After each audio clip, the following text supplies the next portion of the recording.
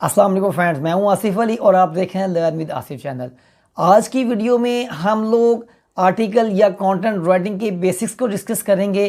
किन किन चीज़ों को, किन किन बातों को नज़र में रखते हुए आप अपने आर्टिकल को रैंक कर सकते हैं। उसके बाद जो नेक्स्ट लेक्चर होगा हमारा, उसमें हम लोग टूल्स और एक्सटेंशन जो कि आर्टिकल राइटिंग में हेल्पफुल हैं उनको डिस्कस करेंगे। और ईच एंड एवरी टूल और कोर्स, हर चीज़ फ्री होगी, कुछ भी पेड नहीं होगा। सिर्फ आप लोगों ने 10-10, 15-15 मिनट जो आपके लेक्चर के होंगे वही देने हैं। तवज्जो से हर चीज़ देखनी है, सुननी है। मैं गारंटी देता हूँ अगर आप लोगों ने ये 7-8 लेक्चर्स का कोर्स कर लिया तो आप 100% आर्टिकल राइटिंग लिखने के काबिल हो जाएंगे। और इसकी डिमांड कितनी है, आप लोग फाइवर पर जाकर इसे देख सकते हैं। अस्सलाम वालेकुम। आज एफिलिएट मार्केटिंग का लेक्चर नंबर 2 जबकि कंटेंट राइटिंग का लेक्चर नंबर 1 है। आज हम सीखेंगे कि हम कैसे एक आर्टिकल या कंटेंट लिख सकते हैं, एक ऐसा कंटेंट जो कि यूनिक हो और वो हमेशा टॉप पर रहे। उसके लिए बहुत सी स्ट्रेटजीज होती हैं, बहुत सी टेक्निक्स होती हैं। उन टेक्निक्स का आपके लिए जानना बहुत ज़रूरी है। तो जो मेन चीज़ होती है किसी आर्टिकल के लिए, वो उसका टॉप ऑफ द पेज रहना होता है। मतलब आप गूगल में सर्च करें तो आपका फर्स्ट पेज पर शो होना ज़रूरी है। आज की वीडियो में हम लोग आर्टिकल राइटिंग की टाइप्स और उसकी राइटिंग स्ट्रेटजीज जो हैं उसको कवर करेंगे कि कैसे आप लोग एक आर्टिकल लिखकर उसको रैंक करवा सकते हैं और गूगल में टॉप ऑफ द पेज रह सकते हैं। ज़ाहिरी बात है, जितना अच्छा आर्टिकल रैंक करेगा आपको उतने अच्छे रिस्पॉन्स मिलेंगे, रिजल्ट मिलेंगे। और एफिलिएट मार्केटिंग में तो आपके आर्टिकल का टॉप ऑफ द पेज रहना बहुत ज़रूरी होता है, क्योंकि आपकी सेल का इन्हिसार सारा आपके आर्टिकल पर होता है। तो कुछ चीज़ें आपको बताऊंगा, टिप्स बताऊंगा, आपने साथ साथ इनको नोट करते जाना है ताकि आपको बाद में मुश्किल ना हो और आप इन चीज़ों को अच्छे तरीके से कवर कर सकें। जो भी सवाल हो आपको एडवांस बता दूं, आप लोगों ने मुझे नीचे दिए हुए नंबर पर मैसेज कर देना है, मैं इंशाल्लाह आपको उसका बहुत जल्द रिप्लाई दूंगा। अब हम लोग आते हैं आर्टिकल राइटिंग की तरफ। आप सबको पता है कि अगर आपने एक सेंटेंस को रीड करना है तो उसके लिए सबसे पहले आपको ABC का आना ज़रूरी है। ऐसा कभी नहीं होता कि बच्चा नर्सरी क्लास में जाए या प्ले ग्रुप में जाए और उसको डायरेक्ट कहा जाए अच्छा अभी चलो ये किताब पकड़ो और इसमें रीडिंग शुरू कर दो। ऐसा नहीं होता। सबसे पहले उसको स्पेलिंग सिखाए जाते हैं, ABC के बारे में बताया जाता है उसके बाद। तो इसीलिए मैं आपको पहले आर्टिकल राइटिंग की ABC बताऊंगा। ये बिल्कुल स्क्रैच कोर्स है ऐसे लोगों के लिए जिनको कुछ भी नहीं पता आर्टिकल या कंटेंट क्या चीज़ होती है और कैसे लिखा जाता है। अगर आप एक अच्छा कंटेंट या आर्टिकल लिखना चाहते हैं तो आपके लिए आज की बातों को जानना बहुत ज़रूरी है। ये टिप्स एंड ट्रिक्स होती हैं।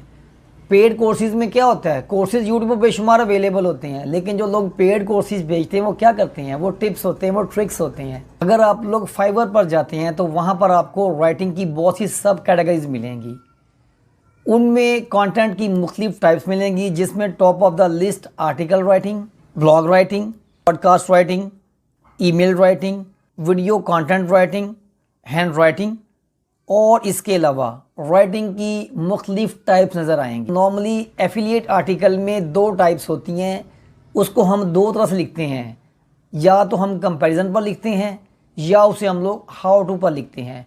कंपैरिजन में हम 2, 3, 5, 7 या 10 चीज़ों का आपस में मुवाजना करते हैं। उसमें से जो टॉप ऑफ द लिस्ट चीज़ होती है, दी बेस्ट चीज़ होती है, हम उसको कस्टमर को रिकमेंड कर देते हैं। वो उसको देखते हुए नीचे हमारे दिए गए लिंक पर आता है और वहीं से उस चीज़ को परचेज़ कर लेता है।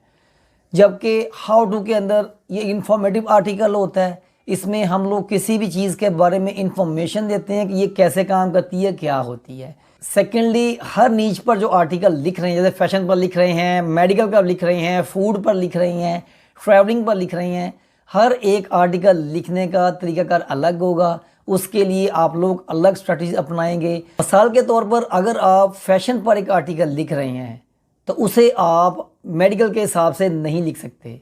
फैशन के लिए अलग से लिखा जाएगा, उसकी रिक्वायरमेंट अलग होंगी, जबकि मेडिकल की या ट्रैवलिंग की रिक्वायरमेंट अलग होंगी। इन सब को आप अलग अलग तरीके से एक्सप्लोर करेंगे। क्योंकि हम लोगों ने बगैर इन्वेस्टमेंट के अर्निंग करनी है तो इसीलिए हम लोग एफिलिएट आर्टिकल राइटिंग को डिटेल से सीखेंगे। चाहें तो आप ये काम अपनी वेबसाइट पर करें और आप चाहें तो किसी को भी ये सर्विसेज दे दें। आप सर्विसेज देकर भी ये काम कर सकते हैं और अच्छा खासा पैसा बना सकते हैं।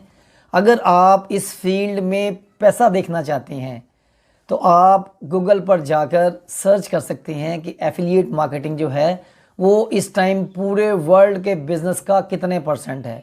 आपको शायद मेरी बात पर यकीन ना आए, लेकिन जितना भी ऑनलाइन बिजनेस है उसका 80% एफिलिएट मार्केटिंग ले रहा है। आर्टिकल लिखते हुए जो सबसे टॉप ऑफ द लिस्ट चीज़ है वो है कंपैरिजन। हम किस तरह से किसी चीज़ का कंपैरिजन करें और हम बातों ही बातों में उसकी खूबियां बयान करते हुए कस्टमर को किस तरह कन्विंस करें, विजिटर को किस तरह कन्विंस करें कि वो इसी प्रोडक्ट को परचेज़ करे। जितना हमारे कंटेंट में दम होगा उतनी ज़्यादा हमारी सेल बढ़ेगी। लेकिन इसके साथ साथ आपने एक और बात को भी मद्देनज़र रखना है। आपने दूसरी चीज़ों की खामियां ज़रूर बयान करनी है, लेकिन इतनी नहीं बयान करनी कि एक चीज़ को बहुत ऊपर ले जाएं और दूसरी को आप बहुत ज़्यादा डिग्रेड कर दें या नीचे कर दें। वैसे मैं ज़ाती तौर पर जो कोशिश करता हूँ वो ये करता हूँ कि एक आर्टिकल के अंदर 2 चीज़ों को प्रमोट करता हूँ।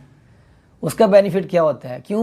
क्योंकि हमें विजिटर की कैपेसिटी का पता नहीं है कि उसकी परचेजिंग पावर कितनी है। हर एक एफिलिएट मार्केटर ये कोशिश करता है कि वो महंगी प्रोडक्ट सेल करे। उससे क्या होगा? उससे उसका बेनिफिट ज़्यादा मिलेगा, उसे उसका रिवार्ड, उसका कमीशन ज़्यादा मिलेगा। लेकिन एक बात याद रखिएगा, हमारा मकसद सिर्फ सेल नहीं करना, हमारा मकसद सेल को बढ़ाना भी है। और सेल लाजमी नहीं ज़्यादा कमीशन जनरेट करके बढ़ाई जाए। आप बजाय इसके कि अपने कमीशन की क्वांटिटी बढ़ाएं, आप अपने कस्टमर की क्वांटिटी बढ़ाएंगे तो आप उससे ज़्यादा सेल कर लेंगे। और ज़ाहिरी बात है, अगर आपने एक कस्टमर को, एक विजिटर को चीज़ अगर सेल कर दी, उसने आपके लिंक के थ्रू परचेज़ कर लिया और आपका उसका ट्रस्ट बिल्ड हो गया, तो आइंदा वो आपको ही प्रेफर करेगा। सपोज समटाइम ऐसा भी मैंने देखा है भी एक चीज़ आपके पास अवेलेबल ही नहीं होती, आपसे रेलिवेंट भी नहीं होती, फिर भी जो आपका क्लाइंट है वो आपसे मशवरा मांग रहा होता है। ये होती कामयाबी, वो आपसे पूछ रहा होता है, तो आप फिर किसी भी तरह से उसको वो चीज़ प्रोवाइड करते हैं या उसको वहाँ तक लेकर जाते हैं। और ये आप समझ लें, आप उसकी बिज़नेस के उस लेवल पर पहुँच गए हैं जहाँ पर आप जितना चाहें अर्न कर सकते हैं। मैं बात कर रहा था जी, कोशिश करें एक आर्टिकल में 2 चीज़ों को प्रमोट करें। उससे क्या होगा? अगर ए वाली चीज़ महंगी है और बायर उसको परचेज़ नहीं कर रहा, या सपोज महंगी नहीं भी है लेकिन उसके दिल को नहीं लग रही, लाजमी नहीं चीज़ महंगी हो तो उसको पसंद आ जाए, या जिसकी हम क्वालिटियाँ बयान कर रही हैं उसको अच्छी लगे, हो सकता है वो बी वाली आइटम में चला जाए। तो इसीलिए आपने ए और बी आइटम को प्रमोट करने की कोशिश करनी है। उससे क्या होगा? उससे ये होगा कि वो 100% आपसे चीज़ लेकर जाएगा, उसके पास ऑप्शन मौजूद होगी। अगर आप सिर्फ एक ही चीज़ को प्रमोट करेंगे तो उसके पास ऑप्शन नहीं होगी, वो माइट बी पॉसिबल आपको रिजेक्ट कर देगा। अगर आपकी ए आइटम को रिजेक्ट करता है तो समझें आप रिजेक्टेड हैं, वो फिर कहीं और विज़िट करेगा। अगर उसके पास बी की ऑप्शन मौजूद होगी तो फिर ज़्यादा चांस बन जाएंगे। आपको समझ लें, आपको 2 चांस मिल जाएंगे किसी चीज़ को सेल करने के। एक और चीज़ का हमने आर्टिकल राइटिंग में ख्याल रखना होता है, स्पेशली एफिलिएट में, कि जो एंड यूज़र है उसको हमारी किसी बात से नुकसान ना पहुँचे। नुकसान किस तरह ना पहुँचे कि हम जिस चीज़ का रिव्यू कर रहे हैं, जिस चीज़ के बारे में, जिस प्रोडक्ट के बारे में हम उसे इंफॉर्मेशन दे रहे हैं, वो रियलिटी बेस होना चाहिए। अगर वो रियलिटी बेस होगी तो फिर उसका आप पर एतमाद बहाल रहेगा।